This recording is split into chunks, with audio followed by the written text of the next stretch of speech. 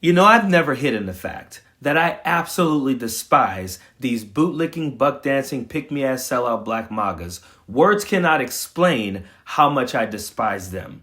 If you ever find yourself as a black person in a room full of white people, bashing, criticizing, or making fun of the black community for the applause of those people, you're a bootlicking, buck dancing, pick me ass sellout. That's what you are. I mean, and they love having you stand there and do the work of racists. They love listening to you put a black face on their racism. Because here's the deal. If you actually cared about issues in the black community, you would be in the black community talking about these issues. You would be in a room full of black people discussing these issues. But instead, you're in a room full of white people, not discussing how to fix the issues in the black community, not talking about more resources for the black community, not talking about more funding for the black community, better education for the black community. You're just standing there putting on the minstrel show for the applause and appeasement of those racist white people. And here's the deal. You really long for that white adjacency. You really long for that white acceptance. And all you're getting is white tokenization. You're a token being spent. And they're standing there waiting for you to get done so they can kick you to the curb like they've done with so many other black MAGAs. I'm also not an African American. I'm a black American. Elon Musk is an African American and he's white. The Democratic Party were the primary slave owners. They were the KKK. They were Jim Crow. How did this happen? Lyndon B. Johnson, who was Kennedy's vice president, said, and I'm quoting, "I'll have voting Democrat for the next 200 years. 75% of black babies are born out of wedlock. There are no fathers in the home. There's no discipline. It's a systemic problem. It's a spiritual problem. The Democratic Party, they're Marxists and communists. They want to destabilize the United States of America." Oh, he buck danced on in there and gave him all the greatest hits. He hit him with one of their favorites first. "I'm not African American, I'm a black American." And they're like, yeah, he's a black American. He took away the African part because he wants us to accept him as an American. That's what all black people should do. They should all do what the hell we say. And then he hit him with the N-word. Because of course, they all want to say the N-word, and he knows that, but they'll settle for having a buck dancer in their audience say the N-word for them. And then they'll go home later and they'll say the N-word. But most of them were like, oh yeah, he said the N-word. Can we say the N-word? Can we get an N-word pass up in here right now? Because you know, and he knows, they want to say it so bad. So he had to give him that.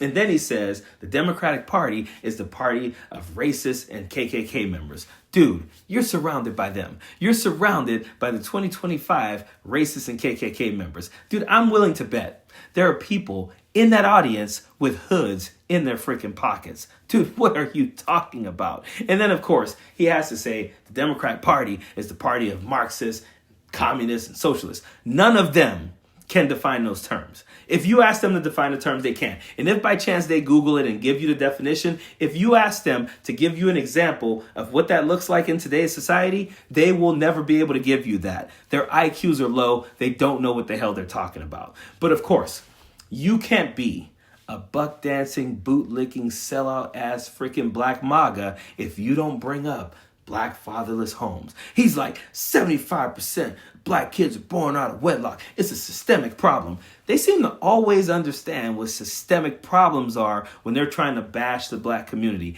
And we know that stat is not true. And even if it were true, we also know that black fathers, even if they're not married to the mothers, when they are not married or in the home, they're still very present in their children's lives. And it's not like I'm saying we don't have issues in the black community, but we do, and we discuss those. But fatherless homes and kids not having present dads are problems among all communities. But white people in those circles want you to think it's only black people, and that's why you have black bootlickers like him feeding that to them to make them feel good.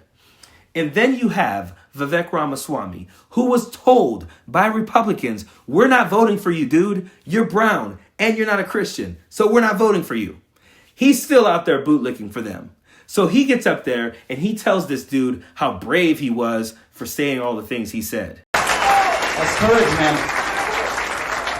I will tell you, there's a root cause problem. You hit the heart of it. And you know who's to blame for this? It's not black, it's not white, it's the government. First of all, there's nothing brave about being a bootlicking, buck-dancing, pick-me-ass, sellout black MAGA. Not a damn thing. But did you hear when Vivek Ramaswamy said, it's not black or white, it's the government's fault? He's absolutely right, but he didn't mean to say that. He went on to try to blame Democrats. But let's talk about this for a second, because it is the government's fault. It is the government's responsibility to right the wrongs that they created. The government gerrymandered districts. The government redlined. The government decided once they gerrymandered and redlined these areas to over-police, underfund, and under-resource black communities. So when black people are asking for more funding, better education, more resources, we shouldn't be told that we're asking for handouts. There's nothing wrong with asking to be compensated or paid back for problems that were created by the government.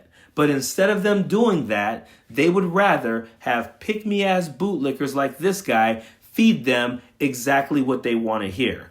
Understand something. The goal of the Republican Party is always to oppress as many brown and black people as they can. No matter how much you try to beg for their acceptance, they will never, because that doesn't get them to their end goal, and that is to be higher than everyone else. And so in order to do that, they got to oppress as many black and brown people as they can. So when they can get black and brown people to cross over to their side, to realize their racism and all of that, and still buck dance for them like Vivek and this guy does, they fucking love it. They absolutely love it. You're doing the work for them. Understand that. Just like, some of these people who are Latinos for Trump and brown people for Trump are finding out that they never gave a damn about them, that they're getting rid of the good ones and the ones that they consider bad. Same will happen to these guys. That's why they told Vivek, we're not voting for you, bro. You're brown. You can do everything you want. You can try your best. You can beg, plead, whatever. They'll never accept you. They just won't. And it's absolutely disgusting and just pathetic watching you guys beg them for their applause. Pathetic. Period.